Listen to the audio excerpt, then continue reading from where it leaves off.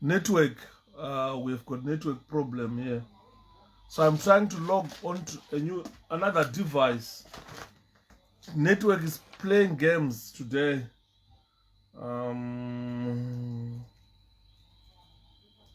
Network is playing games today, so let me change a device. Samsung no network. So I'm thinking we need to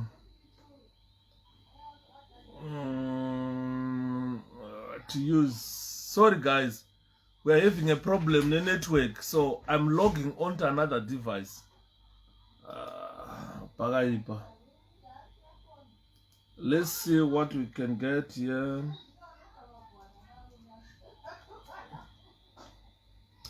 Something is wrong with the network.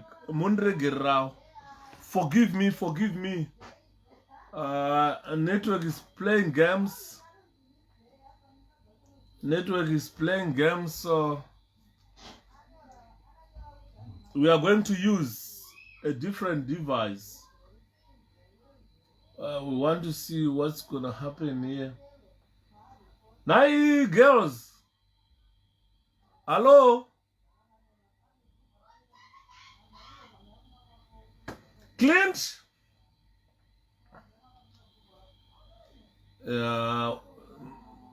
So let me copy this network. My games network. Yanesa guys. We need to proceed with the. We need to proceed with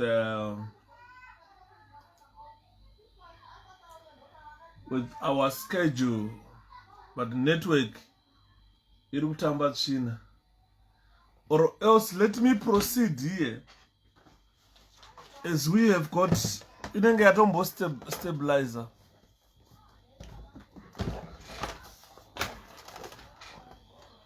I think the network is stabilizing a bit, so let's see if we can win this war. Can we win, ladies and gentlemen? We are in a trouble. We're in a big trouble on the network. So I was trying to log on to here, to log on to the MacBook, so that we see to win. Our network is playing games.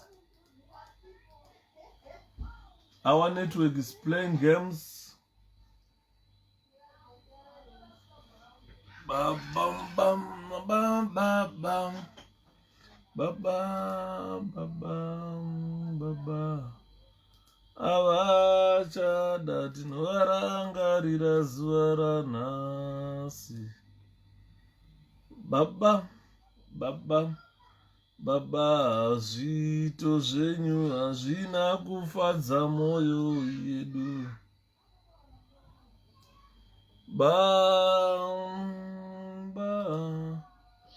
Kuita kwenyu hakuna kufadza moyo yedu. Ona baba zviito zvenyu hazvina kufadza moyo yedu. Right, ladies and gentlemen, tirikumbomirira vanhu kuti vanhu vauye. This is episode 6 of the assassination of Chitepo. Saka tirikumbomirira ruzhinji rwevanhu kuti rutijoine. Timboona kuti toita sei with the assassination of Chitepo. I'm trying to focus the light away from me. Let me switch it off, then I'll use them. We are trying, ladies and gentlemen, to make sure that Tani 61 viewers. So welcome 61 viewers. Tau Ziri say Smanga Msipa, how are you? Ladies and gentlemen, this book or this report has opened eyes of many people. A lot of people are saying, hey, Shepherd, we have learned a lot from this report. This is the actual report. It's not a novel. Some people are referring me to read some novels about the assassination of Chitepo. There is no novel that can explain the assassination of Chitepo than this inquiry. But it investigated a lot of people asking them questions that, look, so and so came and said this. How about you? Can you tell us this? And it was compiled by judges from other countries. Saka aisinyaya yekuti tinonoverenga mabhuku manovels akanyorwawo nemunhu akateerera akanzwa who never interviewed these people. So what I'm encouraging people is, here's the report that was made by the Zambian authorities, or it was produced after a commission of inquiry commissioned by His Excellency President Dr. 𝗘𝗣𝗜𝗦𝗢𝗗𝗘.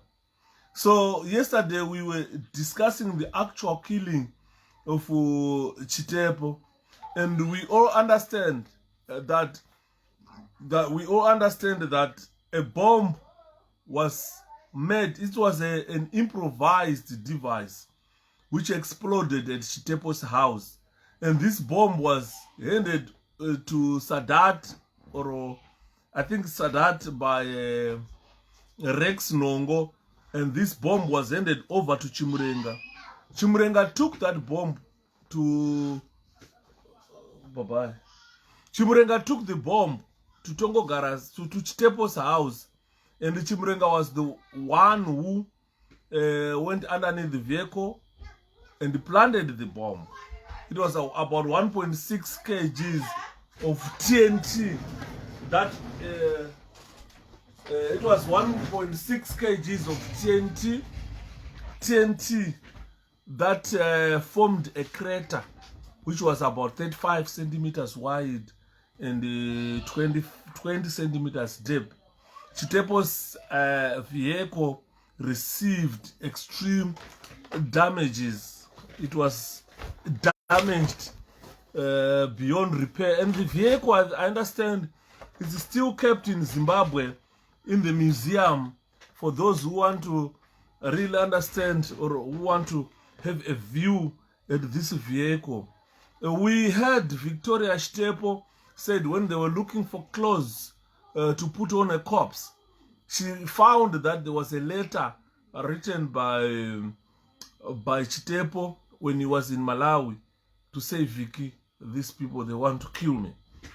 So Chitepo knew exactly that his life was in danger, and the people who were trailing him were his snitches who wanted to kill Chitepo. And the decision to kill Chitepo was made by the Dare, being chaired by Tongogara. Tongogara was the one who said Chitepo must be eliminated or must be sent home. That was the language that they used when they wanted to kill their own. And then on the day Chitepo was summoned to give testimony, he denied that the Rhodesian Front were involved in the killing of Chitepo, because he knew that they had killed Chitepo. But he went on to blame the Manyikas, to say, since they thought Chitepo was selling them or was aligning himself with the Karangas, so the Manyikas could have been responsible for the killing of Chitepo. Quite a lot of discrepancies rose during Chitepo's evidence. Then the Commission of Inquiry, it closed its findings, it closed its investigations, and were ready to write findings. So we have seen again in episode 5 that Chitepo was living a captive life. Chitepo had to be escorted by those people who were suspected to be trailing him to Malawi. When he came back, Chitepo was alone, and these two were locked. Hamadzirip and the other bodyguard were locked up.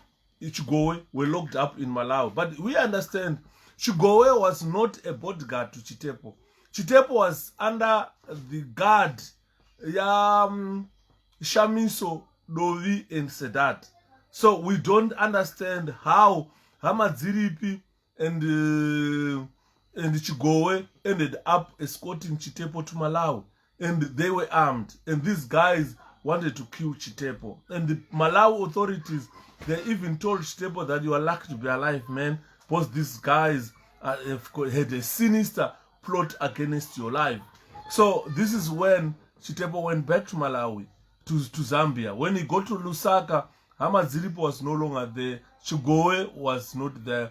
And then Tongogara was not happy to say Chitepo led to the arrest of these comrades in Malawi. So it was another charge that these guys decided to say, look, enough is enough, let's kill Chitepo. And so Chitepo was killed by ZANU-PF. A lot of people are writing what they read from novels. Don't rely on novels. A novel is something that a person can think and write here.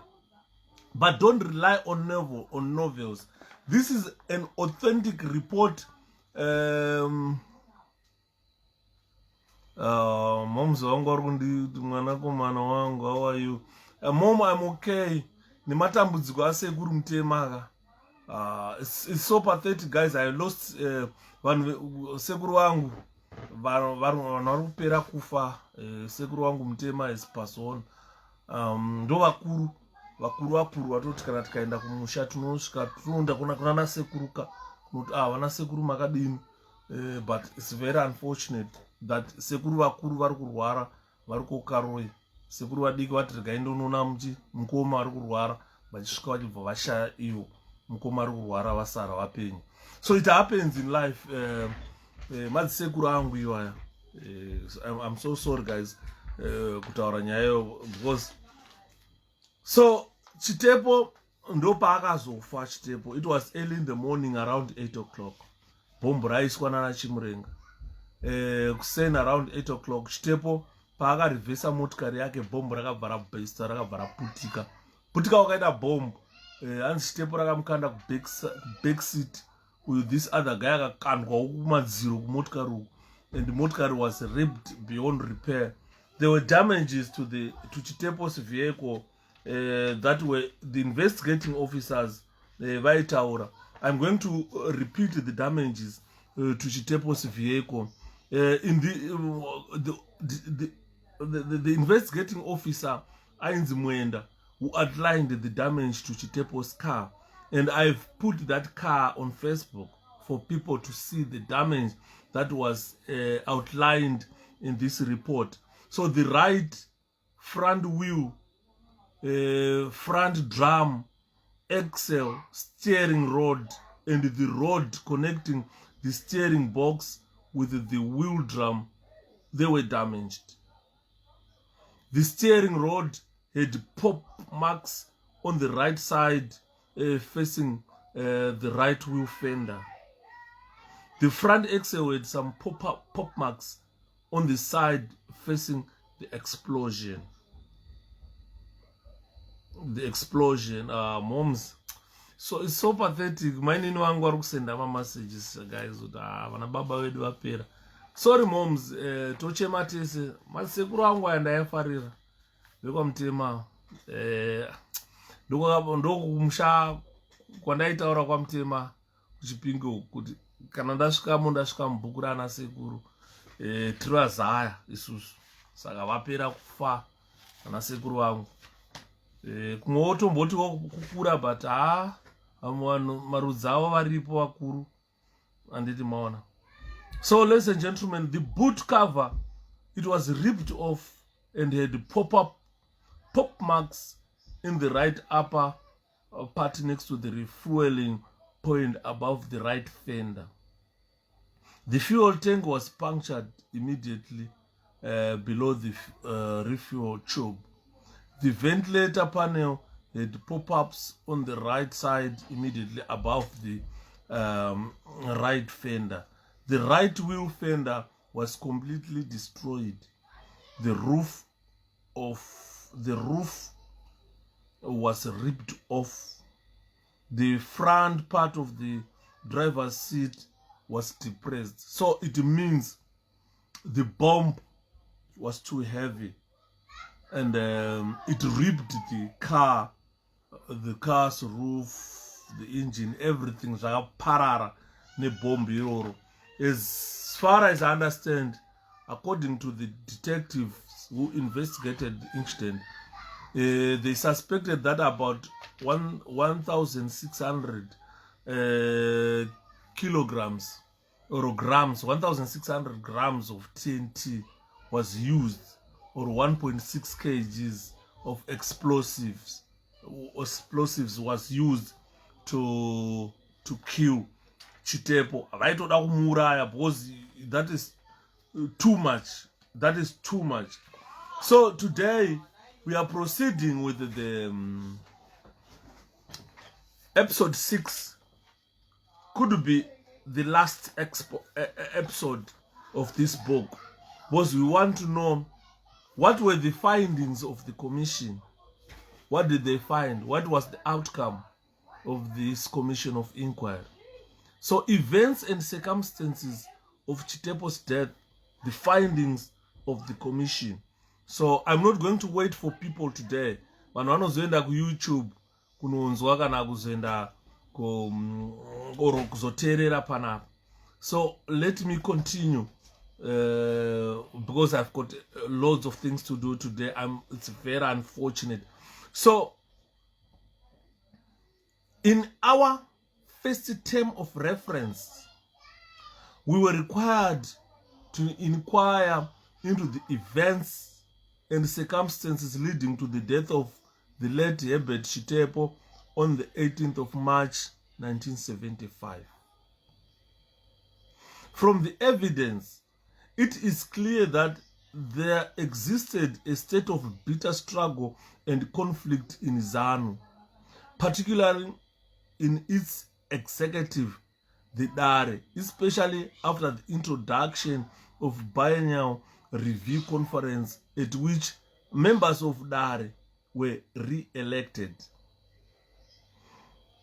The all-consuming passion for power was pursued to the extent that the objective of Zimbabwe's liberation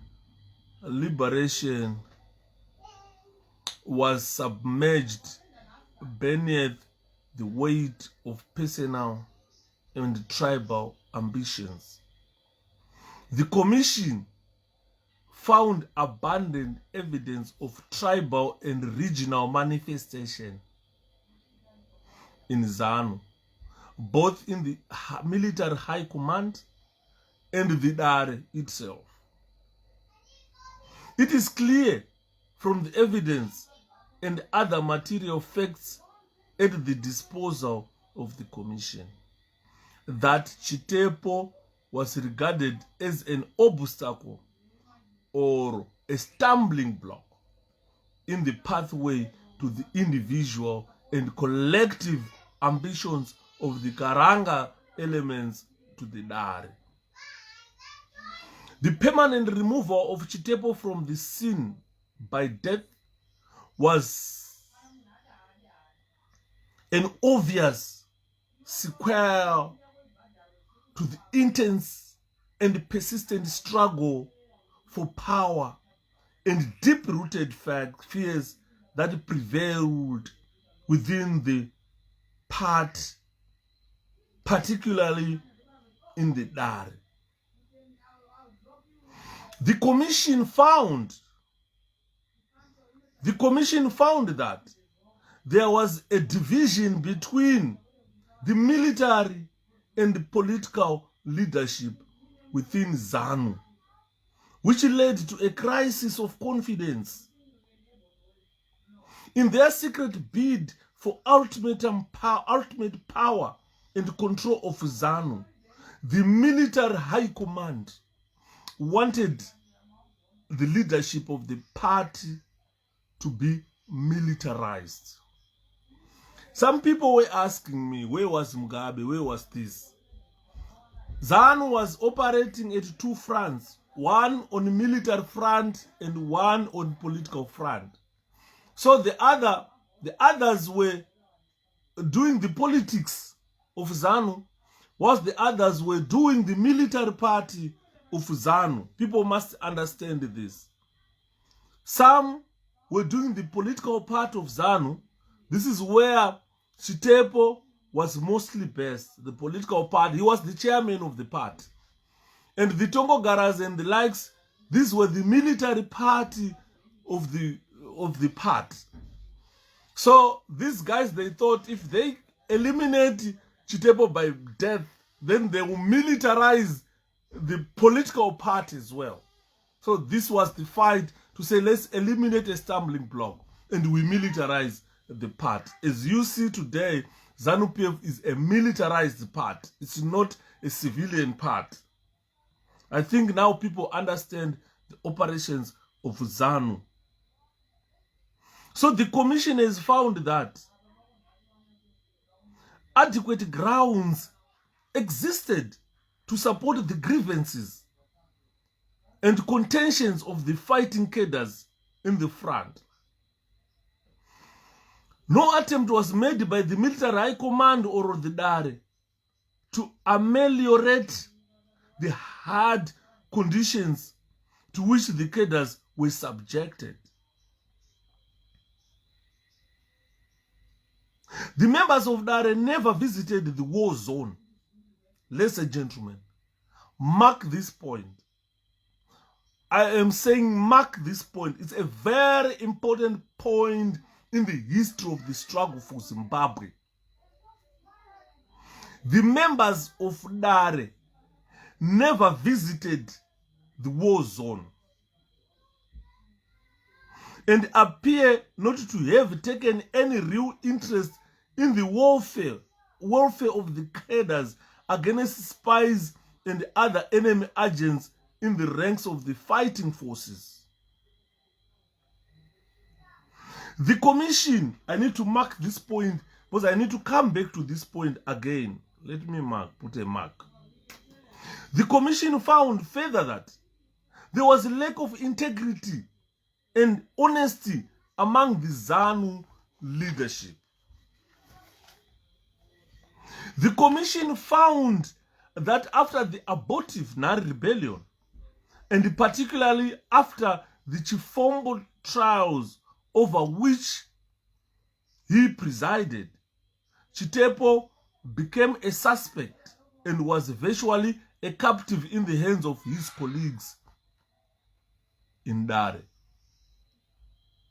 It is clear from the evidence that those who found guilt, including John Mataure and the Nare group, were executed on the orders of Tongogar and the High Command, and with the knowledge and connivance of Chitepo and the Karanga members of Dare. Those connected but who were not at Chifombo, Chifombo Chimurenga General Council like Mukono, Mtambanengwe, Madekurozwa, Santana, and Mpini were sentenced to death and were to be executed whenever they were found.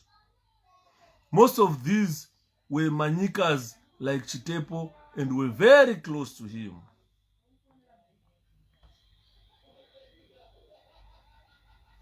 Zagaoma. The charge on belief held by the Karanga elements against the Manyikas that the latter had instigated or organized the Nare rebellion appears to be to the commission to have been unfounded.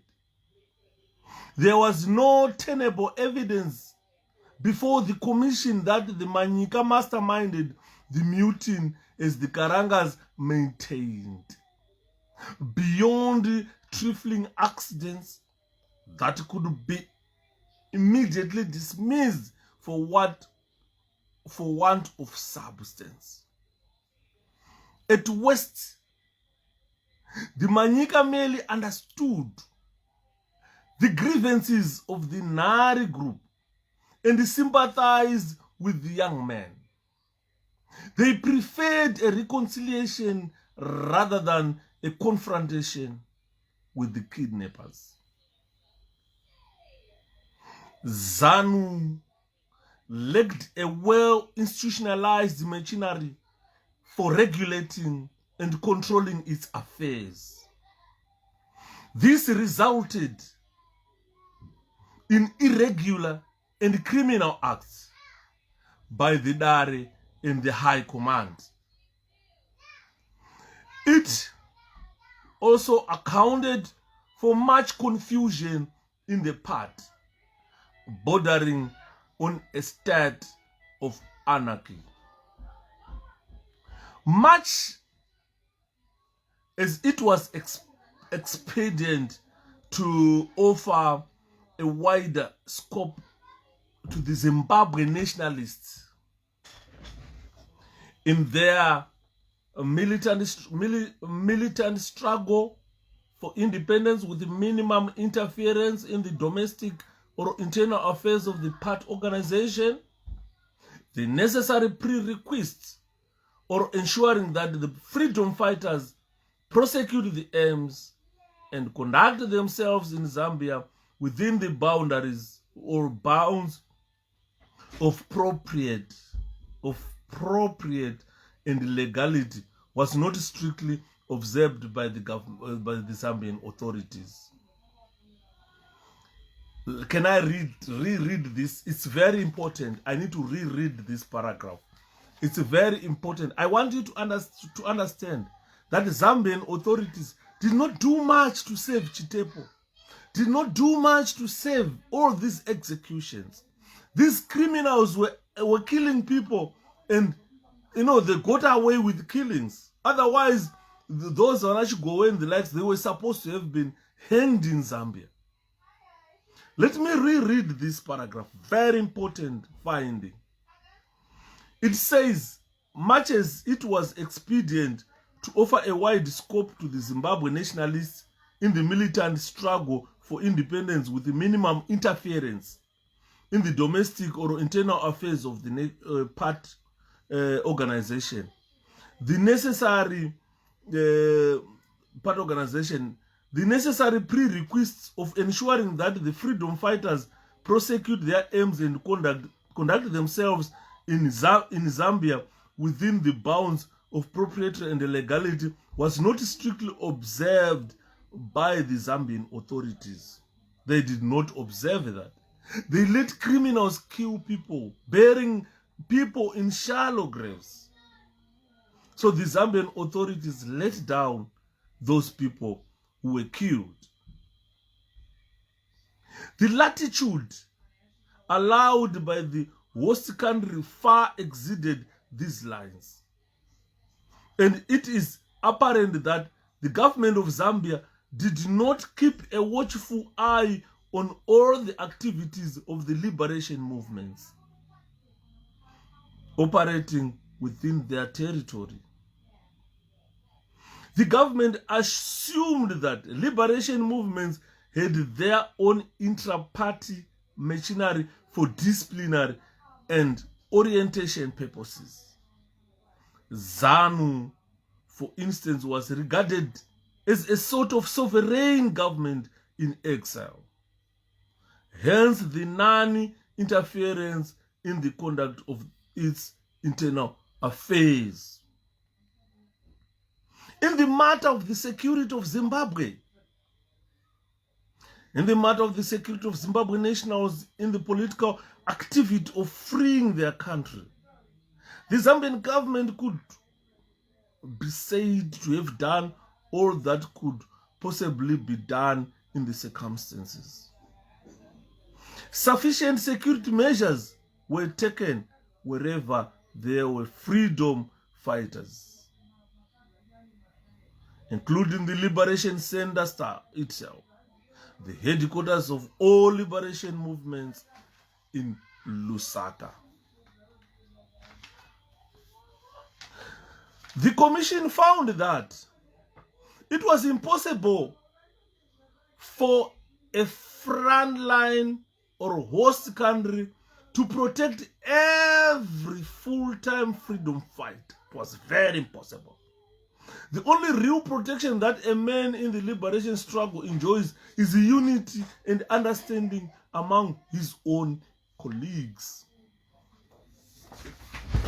Among his own colleagues.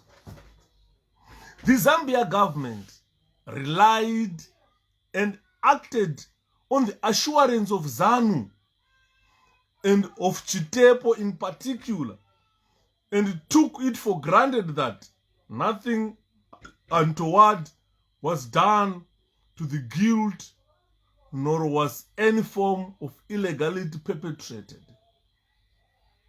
So in other words, they misinformed Zambian authorities to say nothing has been done, whilst people were being shot and killed, buried in shallow graves in Chifombo and in Lusaka.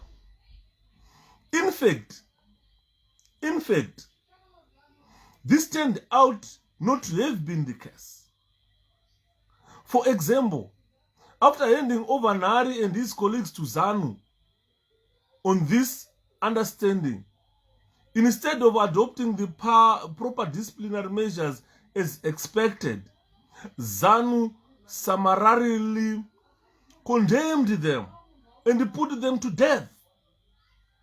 Many mass executions of this kind took place following the Nari revolt. Since the Zambian government was not represented in the camps of freedom fighters, it lacked information as to what was being planned by any liberation movement by ZANU's Dare or military high command. As there was a sharp tribal division between Manyikas and Karangas, the authorities could not distinguish between rumors and reliable information. Whenever the police had concrete information, they took prompt action to prevent any irregularity against established law. At one time, for example, the police, on receiving information, wanted to intervene at the door meeting between Tongogara and Mataure on the one hand and the Nari group on the other hand. They also acted promptly and rescued people who had been kidnapped by the Nari group. They only best stated where firm assurance were given by the Nari. They only hesitated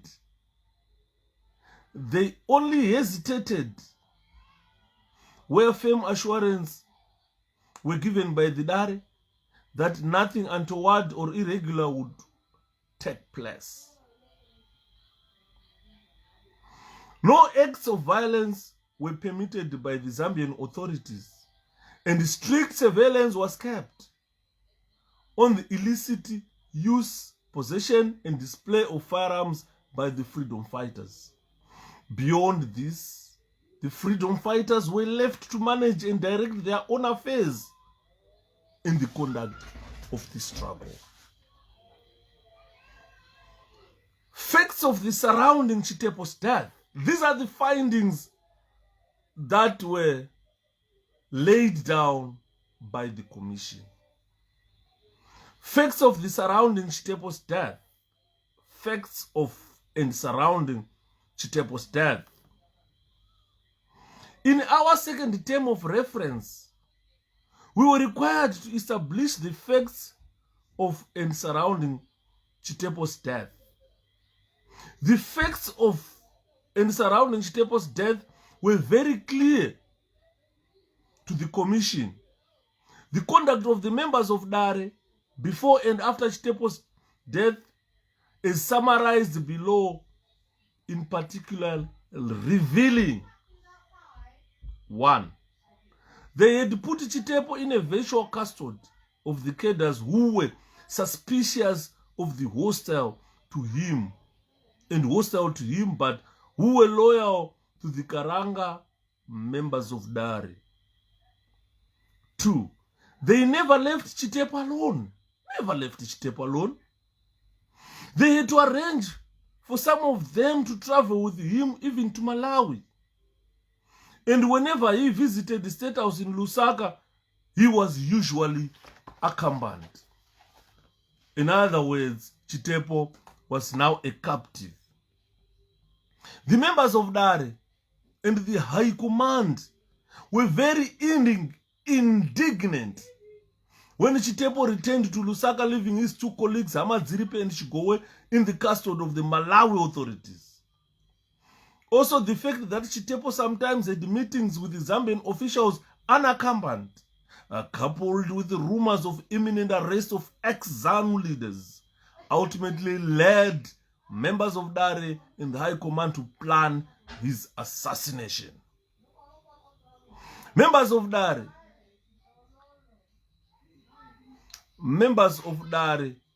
Mudzi, Kangai, Gumbo, and Tongogara were with Chitepo right up to the Monday evening previous to the Tuesday morning of his death. The statements of Sadat Kufa Mazuba to the police and the evidence of Robson Manyika, with the commission accepted, clearly show how the planting of the bomb onto Chitepo's car was masterminded by Tongogara and carried out by Joseph Chimurenga, Rudo, Shoti, Sadat, and others on Monday night under the directions of Tongogara himself. This is a very important point, or the finding of this diary. Those people who rely on reading novels, please, I want you to understand. I'm going to reread this again. I want you guys to understand. Right. The statements of Sadat Kufa Mazuba to the police and the evidence of Robson Manyika, which the commission accepted, clearly show how the planting of the bomb onto Chitepo's car was masterminded. It was masterminded by Tongogara and carried out by Joseph Chimurenga, Rudo, Shoti, Sadat, and others on Monday night under the directions of Tongogara himself. Tongogara is the one who directed the planting of bomb on Chitepo's vehicle on Monday night. The commission had the evidence of how at number 150, at number 150 Muramba Road, an explosion occurred at about 0800 hours on the morning of Tuesday, the 18th of March, 1975. Chitepo's body and that of Shamiso were found near Chitepo's wrecked VW saloon, car number EY7077. I'll repeat, it's Echo Yankee 0, it's Echo Yankee 7077, the number of Chitepo's vehicle. A Zambian boy, Sambra Chaya, was playing at number 148 Muramba Road, died as a result of the injuries, while another bodyguard of Chitepo, Sadat Kufa treated for injuries sustained as a result of the explosion. The explosion occurred when Chitepo was reversing the car to go to work. Baba wangu Chitepo we, pawakati chirega iti reverse motikari tindi kubasa, motikari yakabva yaita a ball of flame, and Chitepo died instantly. Shamiso died instantly. And another boy, kamwana wakaitambira wako pamba pawo kainsambwa, Chaya, died of the injury sustained during that explosion. The behavioral appearance of the members of Dare at the scene of the incident did not show that they were mournful. They did not go near the bodies, and they issued a well-drafted press statement on that every day, on that very day, just as they had known what has to happen. This reminds me of a statement that was read by, by Morgan Comich when COVID judgment was handed down by Malawa judge. Morgan Comich went on to read a statement that showed these guys had known what was going to happen at the court. So this is exactly the attitude that these freedom fighters showed when Chitepo died. They did not go near the bodies. They did not appear mournful. They were enjoying the death. The commission found no substance in the allegations made against the Zambian government by ex-ZANU leadership that by arresting them, the government was sabotaging the Zimbabwe revolution and wanted to destroy ZANU as a part. Indeed, the material evidence at the disposal of the commission points to the contrary. The government arrested and detained the ZANU leaders only after receiving information indicating their apparent involvement in order to fully investigate the criminal activities perpetrated on Zambia soil. The Zambia government could not,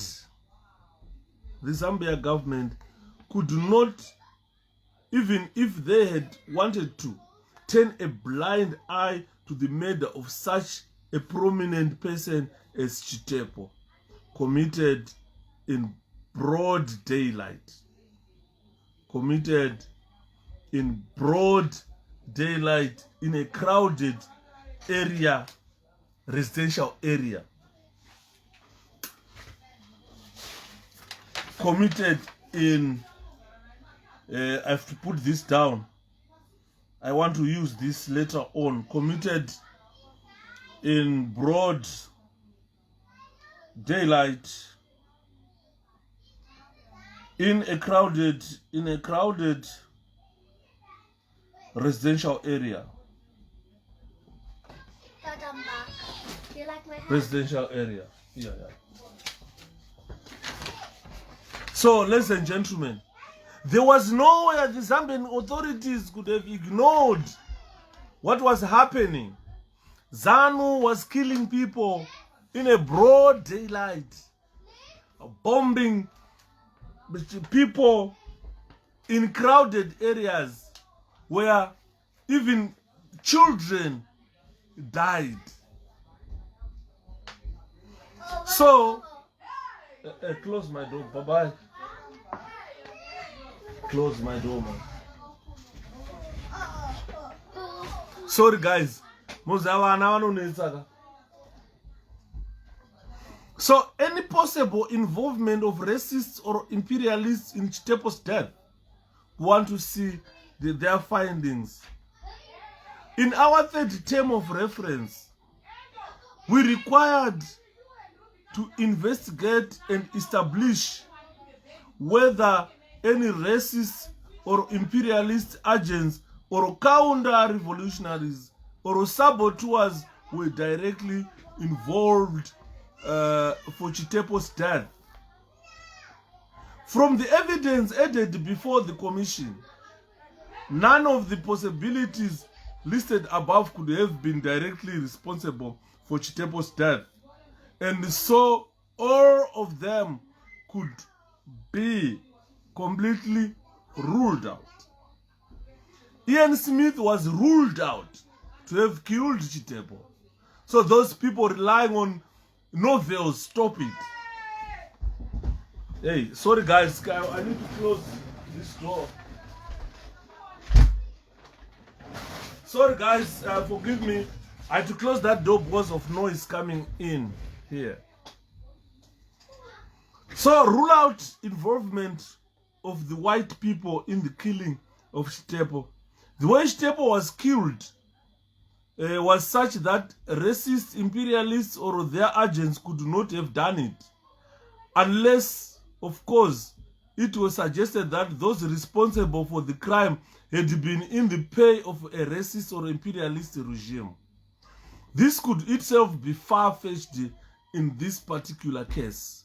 Certainly, there was no clear evidence that those who committed this crime were acting on behalf of racists or imperialists. There was no evidence at all of counter-revolutionaries or saboteurs being involved. Unless these terms were interpreted to include anyone whose action unintentionally results in delaying or confusing the liberation struggle, as Chitepo's death has temporarily done. In this sense, even a radical member of Dare can be counter-revolutionary or a saboteur. The problem in labeling such a radical as counter-revolutionary or saboteur is that he might have intended to speed up the revolution but merely miscalculated the reaction of the host country or the effect of his act upon the revolution. Indeed, one of the reasons given to the commission for assigning bodyguards to Chitepo was to protect him against real counter-revolutionaries and saboteurs. I need to peg this point. I want this point. These counter-revolutionaries. This is a very important point that even resonate with today's political machinations in the MDC. Strong security measures were taken by Dare and a high command in guarding Chitepo's house. It was impossible for any but those close to him, like his personal friends and close political colleagues, to gain entrance into the premises of his home. This is a very important point, a very important finding, that considering that Chitepo had 3 bodyguards, it was very difficult for anyone to gain entry into the property. So it means among them, one could have done the act. In the closing days, Chitepo himself repeatedly remarked to friends, relatives, and government officials that he was afraid for his life at the hands of those politically close to him. It got to a point where the president of Zambia offered him protection. I think president of Zambia, he could have even offered police to guard Chitepo's premises.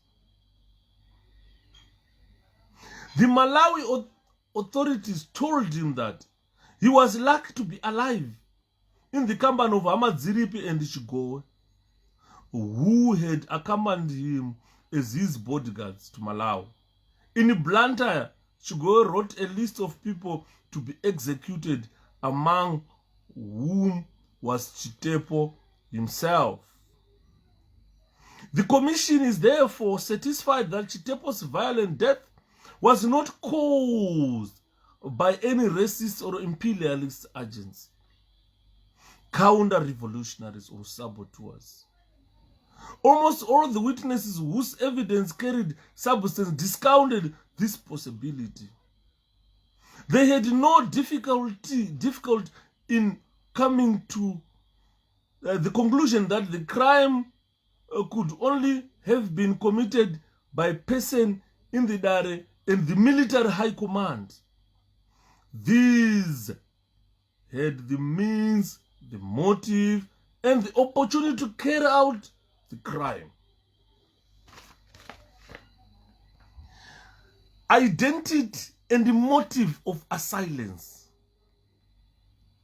In our fourth term of reference, we were required to investigate and establish the identity and the motive of the person or persons responsible in Chitepo's death. This is the most important part of this report. It's very unfortunate. Those who did not make it today, they've lost cream tartar of the report. As already stated, the Malawi authorities told Chitepo that he was lucky to be alive in the company of 𝗘𝗣𝗜𝗦𝗢𝗘 and 𝗘𝗣𝗜, who had accompanied him as his bodyguards to Malawi. In Blantyre, 𝗘𝗣𝗜 listed people to be executed, among whom was Chitepo himself. In a statement to the commission, 𝗘𝗣𝗜 said, "Our party has a vow, which the party studiously prosecutes. That is, any member of the party who is found in a zigzagging manner and becomes a stumbling block, he is to suffer at the hands of the party." Something to the same effect was admitted by Tongogara in his statement to the Mozambique authorities. The evidence clearly shows that Chitepo and other Manyikas were stumbling blocks, more particularly immediately before and after the Nari rebellion. The commission found that Chitepo had been placed in a virtual custody of the cadres who were suspicious and hostile to him, but who were loyal to the Karanga members of Dare. On his return from Malawi, the members of Dare and the High Command were very angry to see that he alone returned, leaving his colleagues 𝗘𝗣𝗜𝗦𝗢𝗘 and 𝗘𝗣𝗜 in custody of the Malawi authorities. In his letter of the 10th March 1975, addressed to his wife Victoria Chitepo, Chitepo described how he was suspicious and distrustful of his colleagues 𝗘𝗣𝗜𝗦𝗢𝗘 and 𝗘𝗣𝗜, who had just traveled with him to Malawi. Ladies and gentlemen, you remember 𝗘𝗣𝗜 is the one who killed a freedom fighter with a pick. Ndiye ukuchera musoro katatu munhu akafa, vakanochera vakaisa pa shallow grave, vakaviga munhu kuZambia. This is 𝗘𝗣𝗜 who accompanied Chitepo to Malawi, and the police said, "Chitepo, you are lucky to be alive." The members of Dare and the High Command decided on the 15th of March 1975 to kill Chitepo for reasons already stated. On that day, Daura Manzi and Mpunza Rima were sent to collect a bomb from Rex Nongo. They returned on Monday, 17 March 1975, when Chimurenga handed the bomb to Sadat Kufama Zuba for safekeeping until midnight, when Chimurenga, Rudo Shoti and Sadat planted the bomb in the driver's side of Chitepo's car. The four men were acting under the directions of Tongogara. On the same night, Tongogara sent Robson Manyika to Chitepo's house to go and check whether Chimurenga, Rudo and Shoti had carried out the mission. Manyika said he did all this and reported back to Tongogara. This account is consistent with the corroborative evidence of the members of 𝗘𝗣𝗜 and the High Command before the Commission and with their demeanor when they appeared before us. The members of 𝗘𝗣𝗜 and the High Command could all therefore be indicted or could be indicated as principals to the murder of Chitepo because jointly and severally they actively desired to bring this account and did in fact brought it. Although only one individual may have completed the final act to consummate the crime, and though some may not have been present, as in the case of 𝗘𝗣𝗜𝗦𝗢𝗘 and Chitepo, who claim to have been in Malawi at the material time, they could all be charged for Chitepo's murder. Members of the High Command who gave evidence admitted that on hearing rumors that some of them were to be arrested, they scattered and ran away from Zambia instead of being eager to stay to explain and assist the Zambian police. So the whole evidence, both circumstantial as well as direct evidence, with regard to the assassination of Chitepo, points inevitably and clearly to colleagues in the 𝗘𝗑𝗜 and the High Command, especially Tongogara, Chigowe, Mudzi, Rugare Gumbo, Kangai, and 𝗘𝗣𝗜𝗦𝗢𝗘. These were the chief culprits in the assassination of Chitepo. Motives of Chitepo's killers. What were the motives?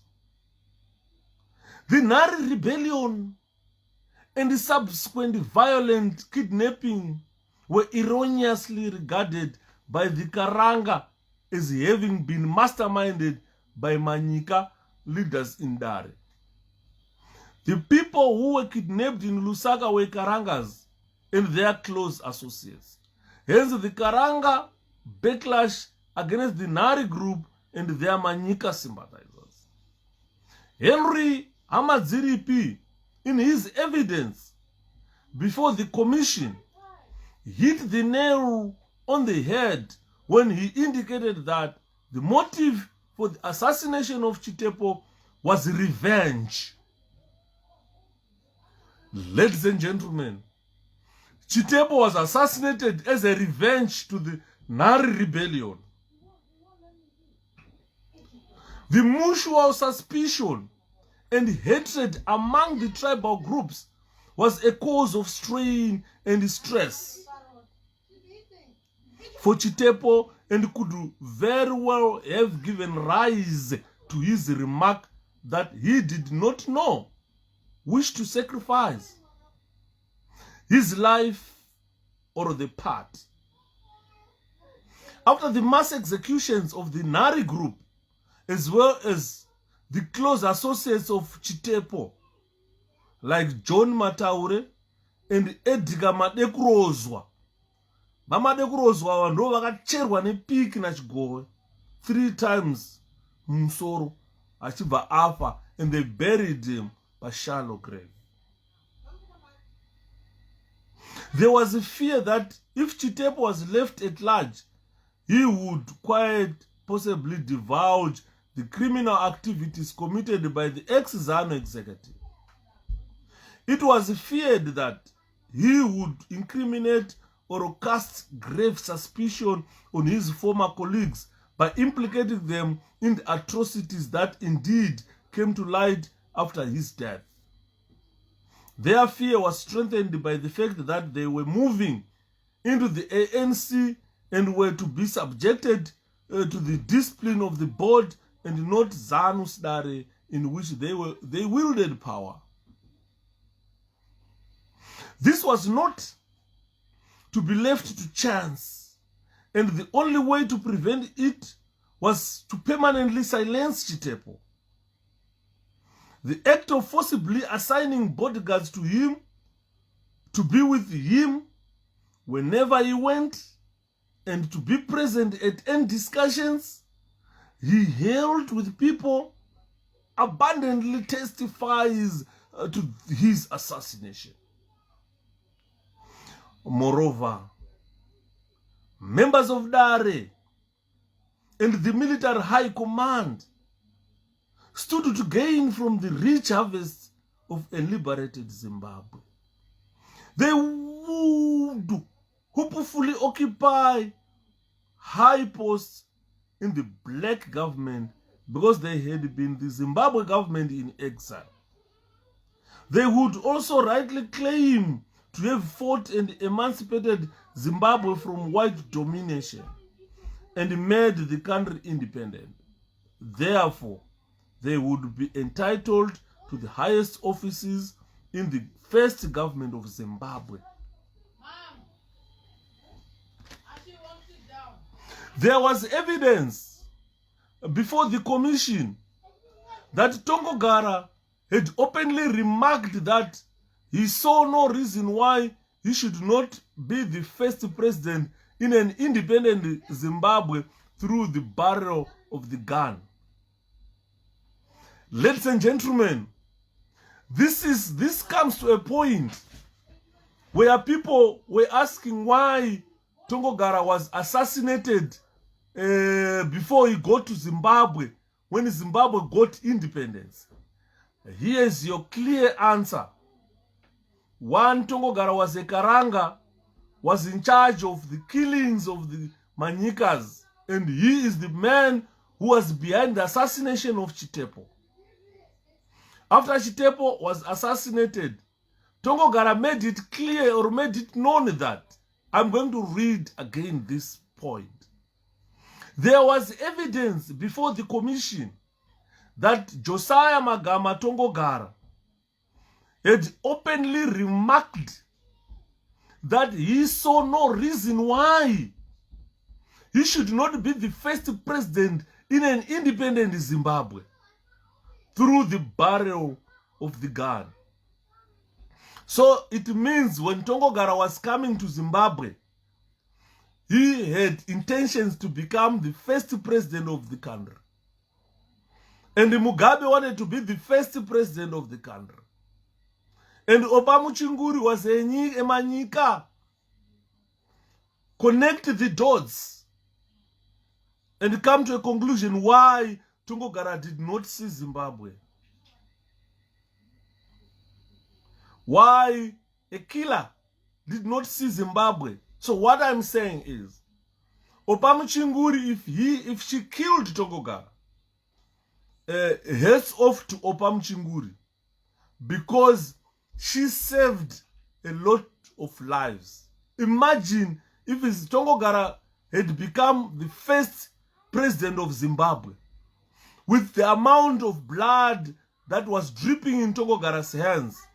That means a lot of Zimbabweans were going to be killed under Tongo.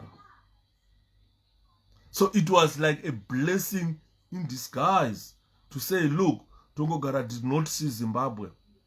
Because there was evidence before the commission that Tongo had openly remarked that he saw no reason why he should not be the first president of Zimbabwe in an independent country. And he wanted to attain this presidents through the barrel of the gun. Tongo appeared to the commission as a man possessed of inordinate ambitions. The systematic process of eliminating possible rivals by death when the situation was ripe accounts too for such ambitions. And there is also evidence of the power struggle in Ndare for a Karanga majority which had been waged since the 1973 review conference. It remains for the commission to add that it condemns and wholly deprecates the fact that such motives should have compelled the assassins to stoop to the killing of Chitepo. Ladies and gentlemen, these were the findings of the commission. And the time now is 9:30. We've got 30 more minutes to go on. These were the findings of the commission. Tongogara akanga atotaura kare kuti hapana chinondikonesa ini kuita president wokutanga weZimbabwe. And Tongogara wanted to be the first president of Zimbabwe. And he said he was going to attain that by the barrel of the gun. So Tongogara intended to eliminate every rival that he thinks might be a stumbling block to his bid for president of the country. This is why you see the likes of Chitepo were killed. The Nares were killed. The Bazars were killed.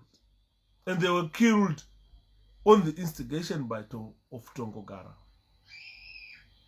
Ladies and gentlemen, this is your Zimbabwe. This is my Zimbabwe. So let me proceed and finish the episode 6. When I finish the episode 6, then other pages I'm not going to read them, or else I'll do them as an introductory party to the assassination of Chitepo. Because the introduction was done in episode 1. So it will be a nice idea to consolidate episode 1, 2, 3, 4, 5, and 6. So we will consolidate them by episode 7, probably tomorrow. So let's hear here. Recommendations. What were the recommendations of this commission? Recommendations to measures to protect persons engaged in political activities. In our 5th and last term of reference, we were asked to make recommendations with regard to the measures that ought to be taken for the security of persons engaged in any political activities aimed at the attainment of freedom and independence of Zimbabwe and of any other country in Africa still under colonial or minority rule. A liberation movement should ensure that leaders of each freedom movement permanently work and live in the camps and bases. This was a recommendation, very good recommendation. A liberation movement should ensure that leaders of each freedom movement permanently work and live in the camps and bases. In this way, they can solve problems in the part before they get out of hand. Leaders of each movement should get the feel of the temperature of the people they are working with, as that is finally their own protection. A revolutionary leader should not ask his subordinates to work in conditions under which he himself could not work.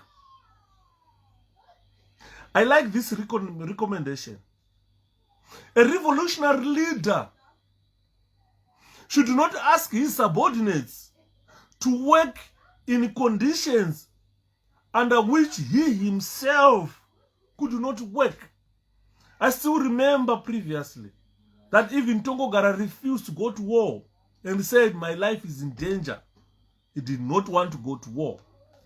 And he never stepped his foot to the front. Tongogara haana kumboenda unonzwa pfuti dzichirira. Haana tomborwa hondo. Pfuti dzaitorira kwaTongogara dzekuuraya ma-freedom fighters. So pathetic that Tongogara killed the freedom fighters. That's the war that Tongogara only fought. He never fought the Smith regime. It's so pathetic. The leaders of a liberation movement should always bear in mind that the nature of the guerrilla operations demands precise logistic arrangements in which supplies must also be delivered in time. Any difficulties should be explained to the satisfaction of the cadres in the field. A liberation movement should realize that to win the revolutionary struggle, there must be a strong revolutionary organization composed of men and women with one idea and purpose, and whose ideology, commitment, unity, and cohesion are guaranteed. I want this point as well. It resonates very well with what is happening in the MDC today. All the rank and file members of a liberation movement should have trust and sincere love for each other. This mutual and camaraderie love of all members of is vital because it helps the movement to create genuine camaraderie. In all the bases and in operational zones, the leadership must work hard to strengthen and consolidate this revolution camaraderie. The recommendations went on to say, the officers who are responsible for recruiting new cadres must be extremely careful to scrutinize every new recruit in order to discover cadres who are agents or spurious members of the liberation movement. I want to buy this point again. It resonates very well with the opposition political party MDC, where people infiltrated the party, where the likes of Komich went on to say, I was spying for this young man all along. I was spying on this young man all along. And we don't know who was the Komich's paymaster for spying on Chamisa. The recommendations were made in 1975 that the officers who are responsible for recruiting new cadres, Monzora is a new cadre to the party. He was recruited probably in 2006 or so. So those who were responsible for Monzora's recruitment should have extremely be careful. They should have scrutinized him to see if he was not an agent of ZANU-PF. Is what we see today. That Monzora is a pure ZANU-PF agent. He is a project. So the commission went on to say, all the rank and file members of a liberation movement should observe strict discipline, as no army can win a war if it has no discipline at all.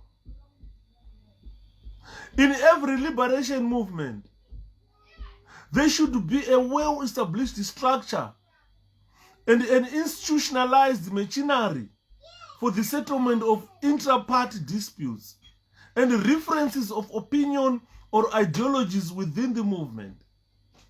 This will greatly reduce or even prevent such incidents as kidnapping, murdering of fellow freedom fighters, or pushing members of the movement without proper trial, punishing them without proper trial.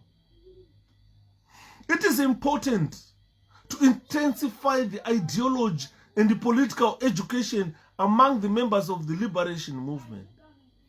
This is also lacking in MDC. There is no political education in my part. And there is no clear way of settling inter-party disputes. We want to rely much on the ongoings of ZANU-PF courts where Malaba has been appointed judge. The relationship between male and female cadres and officials of the liberation movements should be based on mutual respect and strict observance of revolutionary discipline and morals. I don't know where Kwembo Mohadi got all this idea of abusing women, married women. Here is clearly stated in the commission that the relationship between male and female cadres and officials of the liberation movement or movements should be based on mutual respect and the strict observance of revolutionary discipline and morals. The leadership of both the host country and the liberation movement should be everything in their power to gain mutual trust and confidence. A liberation movement must respect the authority, sovereignty, and territorial integrity of the host country. The host country must respect the independence and integrity of liberation movements and support them in implementing discipline among the members who are living in their country. The liberation movement must always so conduct its affairs to deserve that respect. In a town to Lusaka, for example, there should be licensed offices for each freedom movement approved by OAU. There should be a small staff to deal with the problems from the camps and to coordinate the activities between field workers on one hand and political and diplomatic workers on the other hand. A host country must have a representative in each camp so that he can coordinate the relations between the host country and the liberation movements. There should be proper selection by the host government of personnel to work with the liberation movements, because only officers whose political and security awareness is satisfactory should be involved. Frontline states only to be operational basis for liberation movements. If these movements confine themselves to the aims and objectives of liberating their colonized countries and not to transform the host countries into centers of political and intra-party conflicts, rivals, and bitter strifes. A liberation movement is in a host country must be allowed to mete out certain punishment only, and not, for instance, capital punishment or punishment occasioning actual bodily harm. A liberation movement should respect and obey the law of the host country in every respect, including the treatment of those who are engaged in political activities. There should be control over breakaway, dissident, or splinter groups from a movement as to the existence of operations. African countries should recognize liberation movements which are recognized by the OAU. All liberation movements should try to be self-sufficient, for instance, by engaging in the production of food, including vegetables and fruit, the building of their own camps by use of freedom fighters, the rearing of cattle, pigs, and chickens, etc. All technical and sensitive matters or issues should be settled by bilateral agreement between the host country and the liberation movements. These were the recommendations, ladies and gentlemen, made by the Commission. After the recommendations made, an acknowledgement followed, which I'm going to read since we've got 15 minutes left. Acknowledgements.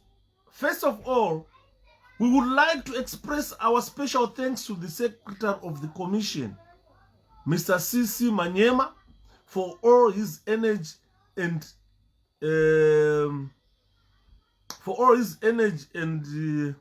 untiring efforts in ensuring the successful completion of work against innumerable odds. We also pay tribute to the entire staff of the Secretariat who have been absolutely dedicated and very hardworking. Among the staff of the Secretariat, we include the interpreters, stenographers from Cairo, Egypt, whose task appeared insurmountable, and yet they accomplished it. The team joined the Commission at a very critical time, and they did an excellent job. In carrying out our complex task, we needed help from many sources. We wish to give our thanks to many people in Zambia who received us with great warmth and friendship, particularly His Excellency, the President Dr. 𝗘𝗣𝗜𝗦𝗢𝗗𝗘, the party and government. Everyone was very hospitable to those commissioners who came from outside Zambia. As President Kaunda had promised when he announced the appointment of the Special Commission, he and his government kept their word and gave us every assistance we required in carrying out our work. In this respect, we thank the following office bearers or offices in particular: the State House, the Office of the President Special Division, the Office of the Prime Minister, the Ministry of Home Affairs, Ministry of Foreign Affairs, the Minister of Defense, and the Office of the Director of Public Prosecutions, for the cooperation that they gave to the Commission. We realize that we are indebted to a lot of other people, too numerous to name, but we would like to express our sincere gratitude to all the witnesses who appeared before us, to our drivers who patiently and untiringly carried us to and from the Commission, sometimes at odd hours. We also thank Mr. J.S. Manley and Miss M. Eimina of Sierra Leone for their invaluable services to the Commission, SMF, Kutubu, in preparing a first draft of our report. Our colleagues' effort was most commendable, and it greatly assisted in speeding up our work. Last but not least, tea break was something that we always looked forward to, and we wish to express our thanks to the culinary staff, those who cook, at Mulungushi Hall, for their excellent services to the Commission. This marks the end of our report, ladies and gentlemen. What remains here are appendixes. Appendix 1, it was President Kaunda's message to the nation. It's a very important message that Kaunda sent to the nation. I'm going to read it not today because we've run out of time. Appendix 2, list of witnesses who were called to give evidence. Altogether, there were 41 witnesses who were called to give evidence. Appendix 3 of the report is Zimbabwe Declaration of Unity made at Lusaka, Republic of Zambia on the 7th of December 1974. Appendix 3, it continues, it is the same declaration of 1974. Appendix 4, it's a Salisbury Declaration which was made in Harare or Salisbury. Then the last appendix is a list of commissioners who worked tirelessly to produce this report. So, ladies and gentlemen, this marks the end of our report. You have all heard what transpired until the death of Chitepo. I went through with you the introduction part. We spoke about the death of Wiltshire Chitepo. We visited the biography of Herbert Wiltshire Chitepo. We established, we read or we found out how the commission was established. And we found out the composition of the commission. The swearing in ceremony, we went through it, where Kaunda was swearing Kamanga as a leader of the commission. Languages which were adopted, we all know, it was French, English, and Spanish. Hours of work, we went through that in the introduction part. Then I delved into chapter 1 of the report. In chapter 1, I spoke about the procedure and the method of work the commission agreed. Procedures for obtaining evidence, we went through that. No adjournment if there was no quorum. If there was a quorum, they said they could not adjourn if they constitute a quorum. And I read how many people constituted a quorum so that the board or the commission can sit. Then we went through the commencement of investigation. That was all in chapter 1. You can all find this in episode 1. We went to read about chapter 2. What was it? Historical background to the nationalist struggle of Zimbabwe. We read about the European settlement and establishment of African political parties. We visited the Southern Rhodesia African National Congress, SRANC, if you can remember. We spoke a lot about the National Democratic Party and the Zimbabwe Africa People's Union, ZAP. We visited the People's Caretaker Council, PCC, and what it was, and the birth of the Zimbabwe African National Union, ZANU. We talk about the quest for unity, the African National Council, ANC, and the Lusaka Unity Accord. We discussed all that. This can be found in all these episodes 1, 2, 3, 4, 5, and 6. The organization and structure and operation of ZANU. We read about the Dare Chimurenga, what it was. We looked at the conflicts and the power struggle within ZANU. We spoke about ZANU and the Unity Accord of December 1974.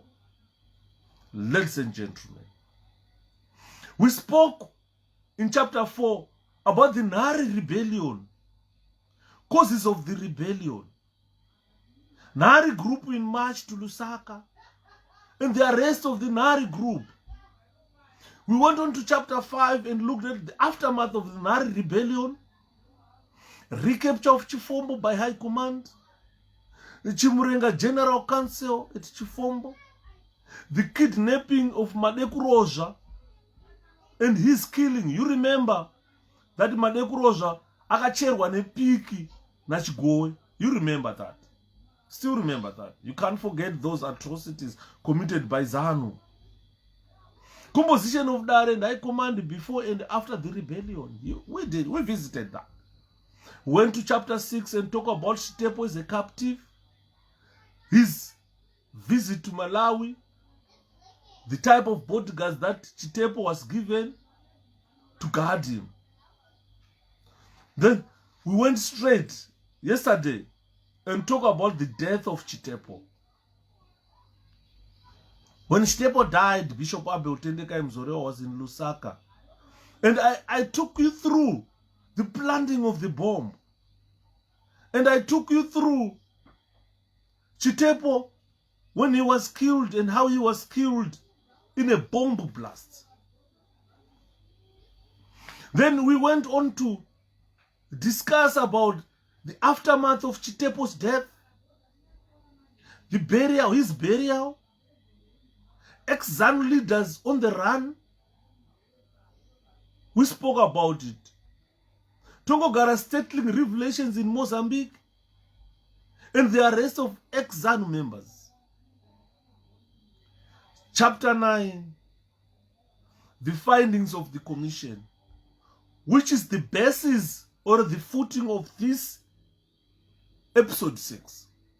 Episode 6 is based or centered on the findings of the commission. These findings were grouped as A, B, C, and D. A were events and circumstances of Chitepo's death. We did all the findings today. B were facts and surrounding Chitepo's death. C were any possible involvement. They were looking at any possible or possibility of racist or imperialist involved in the killing of Chitepo. And the commission said they were not. Ian Smith was never involved in the killing of Chitepo. Chitepo was killed by Josiah Tongogara.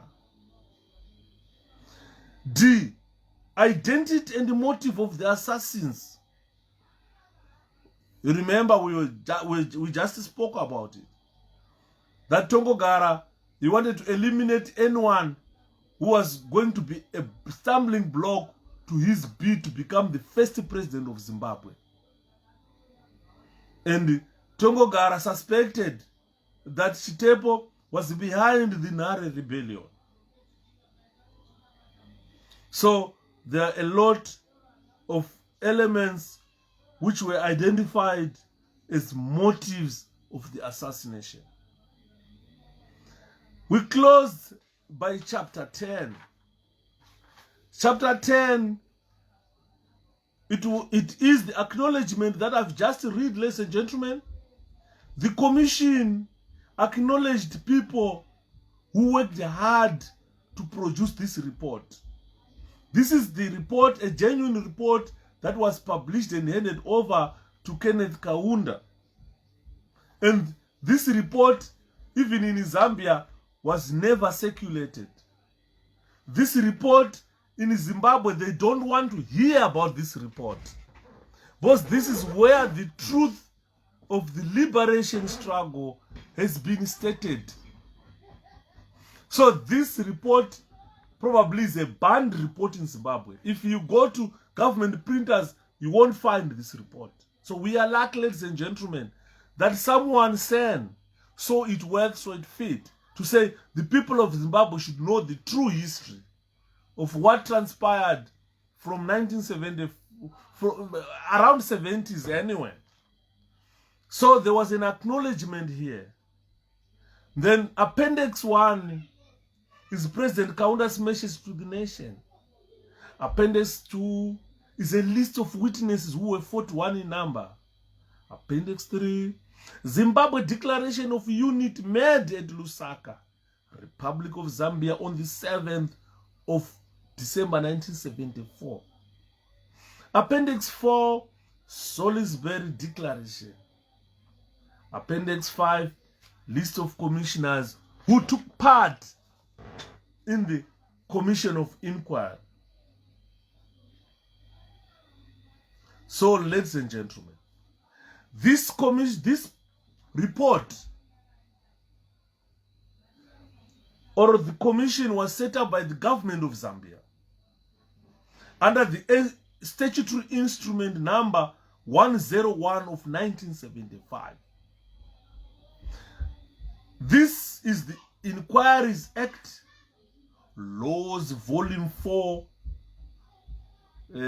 Cap 181. A commission, the commission in the schedule here too, issued by His Excellency the President, is published in accordance with the provisions of Section 2 of the Inquiries Act. S.J. Kazunga, Secretary of the Cabinet during that time, the schedule, a commission, His Excellency 𝗘𝗣𝗜𝗦𝗢𝗗, President of the Republic of Zambia. He commissioned Ruben Chitandika Kamanga and Matthias Mainza Chona to lead Botswana, Congo, Ivory Coast, Libya, Malagas, Morocco, Mozambique, Rwanda, Sierra Leone, Somalia, Tanzania, and Zaire, which is DRC, commissioners to sit and produce this report. Ladies and gentlemen, this is the end of our report. Remember, oh, it's already past 1, sorry, I've gone. Remember, I marked certain chapters that I said, I want this chapter, I want this statement, I want that statement. The commission has found that adequate grounds existed to support the grievances and the contentions of the fighting cadres in the front line. No attempt was made by military high command or the DARE to ameliorate the hard conditions to which the cadres were subjected. No matter what, the DARE did not take action of what the freedom fighters were fighting for in the bush. And today, these people who did not care about the people who were fighting in the bush are today calling themselves heroes, going to Heroes Acre to bury themselves there. But they did not care about the people who were fighting in the bush. They did not even address the Nare rebellion concerns. The members of Dare never visited the war zone. These people we call heroes today, they never visited war zones. They never went there to experience how the fighting was going on. They never went there. And appear not to have taken any real interest in the warfare of the cadres against spies and other enemy agents in their ranks of the fighting forces. They were not even concerned about the security of the freedom fighters in the bush. They were infiltrated by state agents, but these guys did not care. They did not go there. This resonates with what's happening in the MDC today. It seems that the part MDC does not care about the state agents who infiltrated the part. Ladies and gentlemen, a recommendation was made by the commission, which resonates with MDC today.